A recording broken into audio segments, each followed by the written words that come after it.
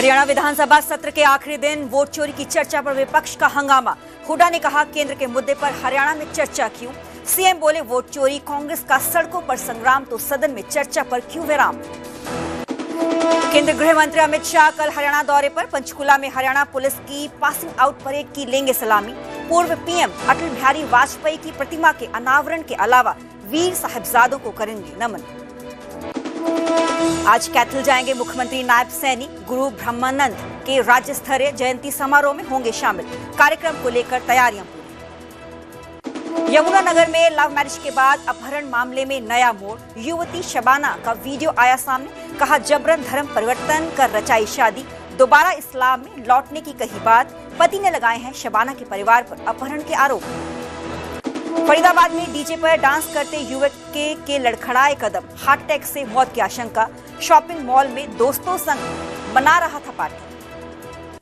हरियाणा में social media पर active honey trap gang पैसे वालों को व्हाट्सएप कॉल से बनाते थे शिकार। भिवानी पुलिस ने 2 महिलाओं समेत 4 को किया काबू। उत्तर भारत में जारी है कोहरे का कहर। हरियाणा के कई जिलों में धुंध ने रोकी रफ्तार। मौसम विभाग का अलर्ट, क्रिसमस के बाद और बढ़ेगी ठंड। गुरुग्राम में ग्रैब 4 लागू होने के बाद जिला प्रशासन हुआ सख्त। ग्रैब के सभी नियमों को सख्ती से लागू कराने के लिए बनी टीम। प्रदूषण कम करने पर फोकस।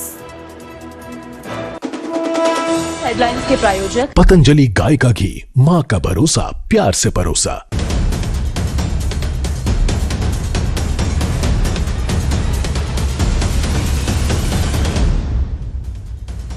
नमस्कार, मैं हूं सरबजोत कौर। न्यूज़ 18 पंजाब हरियाणा देख रहे सभी दर्शकों का स्वागत है। बुलेटिन की शुरुआत करेंगे और सबसे पहले बात करेंगे देश के केंद्रीय गृह मंत्री अमित शाह की, क्योंकि कल हरियाणा दौरे पर आएंगे केंद्रीय गृह मंत्री अमित शाह। पंचकुला में हरियाणा पुलिस की पासिंग आउट परेड की सलामी उनकी तरफ से ली जाएगी। इसके साथ ही पूर्व पीएम अटल बिहारी वाजपेयी की प्रतिमा का अनावरण भी वो करेंगे। बता दें कि साहिबजादों को नमन कार्यक्रम में शामिल होंगे देश के गृह मंत्री अमित शाह। कल हरियाणा दौरे पर रहेंगे केंद्रीय गृह मंत्री अमित शाह, जिसको लेकर तैयारियां पूरी की जा चुकी हैं। केंद्रीय गृह मंत्री अमित शाह के हरियाणा दौरे की तैयारियों में सरकार पूरी तरह से जुटी हुई है। केंद्रीय गृह मंत्री अमित शाह 24 दिसंबर यानी को कल पंचकुला आ रहे हैं और मुख्यमंत्री नायब सैनी के साथ कई कार्यक्रमों में भागीदारी उनकी तरफ से की जाएगी। इस दिन पूर्व प्रधानमंत्री अटल बिहारी वाजपेयी की प्रतिमा का अनावरण भी उनकी तरफ से किया जाएगा। मुख्यमंत्री नायब सैनी ने विधानसभा में समूचे विपक्ष को इस कार्यक्रम का निमंत्रण भी दिया है। बता दें कि अटल बिहारी वाजपेयी की याद में सरकार हर साल 25 दिसंबर को सुशासन दिवस के रूप में मनाती है।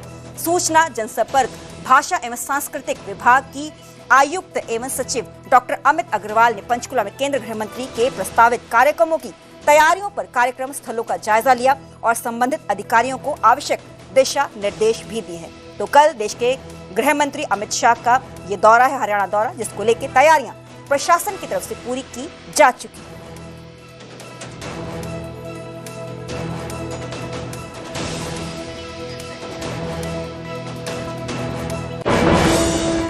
हरियाणा विधानसभा का 3 दिन का सत्र खूब हंगामेदार रहा। इस पूरे सत्र के दौरान जहां कांग्रेस के अविश्वास प्रस्ताव और वंदे मातरम पर घमासान मचा, तो वहीं बिजली, पानी, रोजगार, विकास के मुद्दे पर भी सदन खूब गरमाया। आखिरी दिन भी ऐसे ही मुद्दों पर सदन की कार्यवाही गरमाई। ये रिपोर्ट देखिए।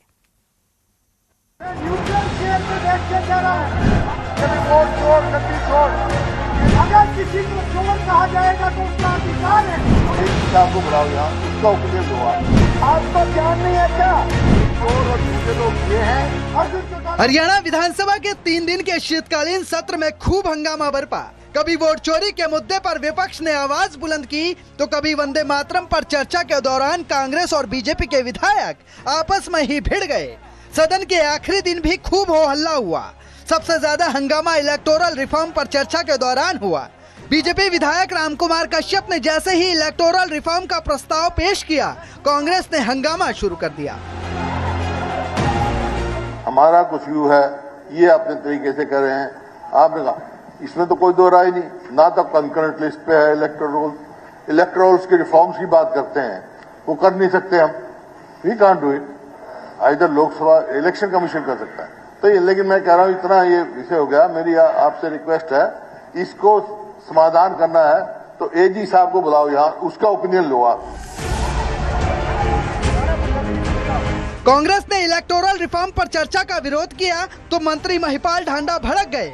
उन्होंने कांग्रेस के ज्ञान पर सवाल उठाया और आरोप लगाया कि कांग्रेस ने चुनाव आयोग को धमकाया और हमें सिखा रहे हैं कि संवैधानिक संस्था कैसे चलेगी। अगर आपको ज्ञान है तो चर्चा भाग लीजिए।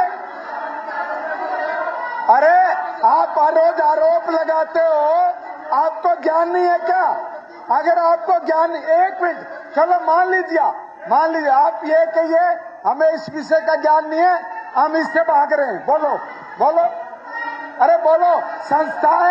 संस्थाएं जब चलेंगी, तुम्हारे संस्थाएं जब चलेंगे, जब उनका आदर करोगे। ये हंगामा इतना बढ़ा कि विपक्ष ने सदन से वॉकआउट ही कर लिया, जिसके जवाब में कैबिनेट मंत्री विपुल गोयल खड़े उठे और सदन छोड़ने वाले विधायकों को चोर और झूठा करार दे दिया।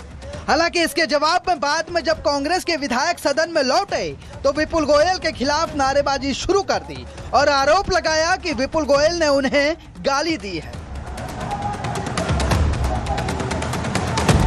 ये बात का सबूत है और ये बात यहाँ पर सुनिश्चित हो चुकी कि इनके आरोप झूठे थे। ये चोर और झूठे लोग ये हैं, ना कि सत्ता पक्ष के लोग हैं। इतना बड़ा झूठ बोला, हरियाणा की जनता इन्हें कभी माफ नहीं करेगी। आज ये पूरी कार्रवाई हरियाणा की जनता देख रही है। ये सदन की तरफ से प्रेस कॉन्फ्रेंस होनी चाहिए।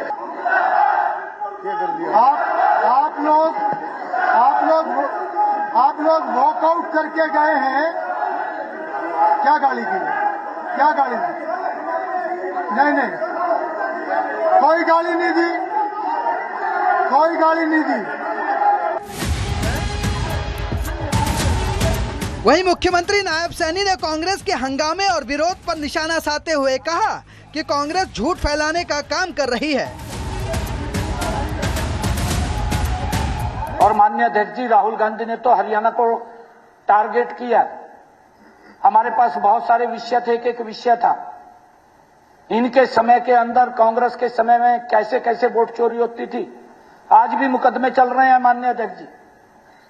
आज भी उस समय का सिनेरियो अगर याद करते हैं, हमारे एक विपक्ष के साथी बैठे हैं, वो भी इस बात की चर्चा कर रहे थे कि किस प्रकार से बंडल से उठा करके दूसरे बंडल पे रख दिया जाता था।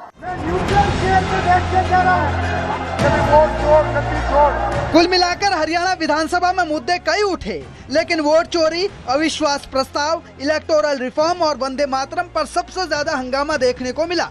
सत्ता पक्ष और विपक्ष में इन मुद्दों पर खूब टकराव हुआ और कई बार विपक्ष सदन से वॉकआउट कर गया। Bureau report, news 18 Punjab Haryana. वहीं सदन के बाहर भी इलेक्टोरल रिफॉर्म को लेकर बीजेपी और कांग्रेस आमने सामने रहे। नेता विपक्ष भूपेंद्र सिंह हुड्डा ने कहा कि हम चुनाव आयोग से जवाब लेंगे और उन्हें जवाब भी देंगे। वहीं सीएम नायब सिंह सैनी ने कहा कि कांग्रेस हमेशा से ही बिना बात के मुद्दा उठाती आई। इलेक्शन कमीशन से हम जवाब मांग रहे हैं, राहुल जी ने भी मांगे, लेकिन इलेक्शन कमीशन ने कोई जवाब नहीं दिया। हरियाणा के बारे में सबसे पहले हमने कहा कि 7% का वोट एनहांस किसी स्टेट में दिखा दो। 5 तारीख को 61% होता है और 6 को 65.65 और 7 को 67.90, तो 68 हो गया। 7% एनहांसमेंट पॉसिबल नहीं है डिजिटल। या तो ये इनके मशीनें खराब है या क्या है। This has to be. Congress party हमारी जितनी भी संवैधानिक पीठ हैं, जो स्वतंत्र हैं, उनके ऊपर उंगली उठाने का काम ये करती हैं। मुझे तो ये समझ में आया कि कांग्रेस पार्टी चुनाव जीतती है तो इलेक्शन कमीशन महान है। कांग्रेस पार्टी अगर चुनाव हारती है तो हमारा संविधान खतरे में है। मुझे ऐसा महसूस कांग्रेस से हुआ है। साथियों, मशीन वही, मिजाज भी वही, मशीन भी वही, मिजाज भी वही, मैदान वही रहा, बस नतीजा बदला तो अफसाना बदल गया। हरियाणा विधानसभा के विंटर सेशन में नू की जलभराव समस्या को लेकर सियासी गर्माहट दिखी। कांग्रेस विधायक आफ्ताब अहमद और मंत्री रणबीर गंगवा के बीच तीखी बहसबाजी भी हुई, जिस पर स्पीकर हरविंद्र कल्याण को हस्तक्षेप करना पड़ा। मंत्री ने 18 करोड़ के टेंडर और पानी निकासी के दावे किए, जबकि विधायक ने इसे कोर एरिया की गंभीर समस्या बताया। सरकार ने स्थायी समाधान का भरोसा भी दिलाया। में भी जो 2019 से 24 थी और पिछले अगस्त के सेशन में भी 27 अगस्त को ये विषय उठाया था यहाँ। सर, नुहू एक जिला हेडक्वार्टर है और वहां ये लगातार नुहू शहर में पानी की जल भराव की समस्या, उसमें घरों में पानी, गलियों में पानी, स्कूल में, कॉलेज में पानी, सरकारी दफ्तरों में पानी, कब्रिस्तान और शमशान घाट में पानी इतना भर जाता है कि उसको किसी चीज के लिए। और जो सरकार ने अब इसमें जवाब दिया है, पहले तो छोटे छोटे उसके इलाज किए, उससे तो कोई बात बननी नहीं, अभी भी पानी आज के दिन भी है सर। अब इन्होंने एक परियोजना दी है कि 18 करोड़ रुपए जो है 28/10 को सैंक्शन करें। सर, मेरा इसमें यह है, ये परियोजना कब तक इसको शुरू कर दी जाएगी और कब तक इसको पूरा करने का है, क्योंकि ये समस्या मतलब जिला हेडक्वार्टर होने के बाद बहुत गंभीर समस्या है और लोगों को जानी माल का नुकसान हो रहा है और मकानों में भी राव नरवीर सिंह जाते दरारें पड़ रही हैं और लोग अभी भी पानी में हैं। बहुत से इलाके तो अभी भी पानी में। तो बरसात के समय में जो आउटर एरिया है उसके अंदर 2-3 दिन तक पानी ज़्यादा रहा था और उसके बाद जो है पानी निकालने का काम डिपार्टमेंट के द्वारा किया गया है और इसके लिए आगे पानी ना भरे, इसके लिए हमने एक योजना तैयार की है जिसमें 18 करोड़ 17 लाख रुपए की इसमें प्रशासनिक रूप से अनुमोदित कर दिया है और इसको आगामी 4 महीने के अंदर अंदर इसका टेंडर हो जाएगा और इसको हम कंप्लीट करने का काम कर देंगे ताकि आगे इस तरीके की दिक्कत उसके अंदर जो है वो ना आए। ज्यादा दिक्कत जो आउटर आबादी है, जो जिसके अंदर जो हम जिसको अवैध कॉलोनी बोलते हैं, उस टाइप की थी। उस साइड से जो बाहर के साइड से जो है ये पानी अंदर आया और वहां से निकालने का काम किया। आज के दिन कोई पानी जो है वो नहीं खड़ा है। मेरे पास सारे के सारे टोटली फोटोग्राफ्स भी है, जहां जहां पानी खड़ा था उसके डिपार्टमेंट ने निकाल करके बिल्कुल क्लियर कर दिया है। आगे बढ़ेंगे और बात करेंगे फरीदाबाद की। फरीदाबाद में केंद्र राज्य मंत्री कृष्णपाल गुर्जर का एक्शन देखने को मिला है। दिशा की मीटिंग में अधिकारियों की क्लास उनकी तरफ से लगाई गई। दरअसल नगर परिषद में घोटालों को लेकर अधिकारियों को मंत्री की तरफ से लताड़ा गया है। अधिकारियों के जवाब से मंत्री संतुष्ट बिल्कुल भी नहीं थे। मामले की विजिलेंस जांच करवाने की बात भी मंत्री साहब की तरफ से की गई है। बता दें कि बीजेपी जिला अध्यक्ष के साथ भी कृष्णपाल गुर्जर की काफी ज्यादा बहसबाजी हुई। आप छोड़िए ना, आप टेंडर जो दिया, टेंडर कॉपी दीजिए मेरे को, दीजिए अभी टेंडर दीजिए। अभी निकलवा के दे देते मैडम, जहाँ कान खोल के सुन लो, इन सब की विजिलेंस जांच कराऊंगा। हाँ कराऊंगा, बात सुनिएगा। इस बुलेटिन में फिलहाल इतना ही। आप जुड़े रहे न्यूज़ 18 पंजाब हरियाणा के साथ।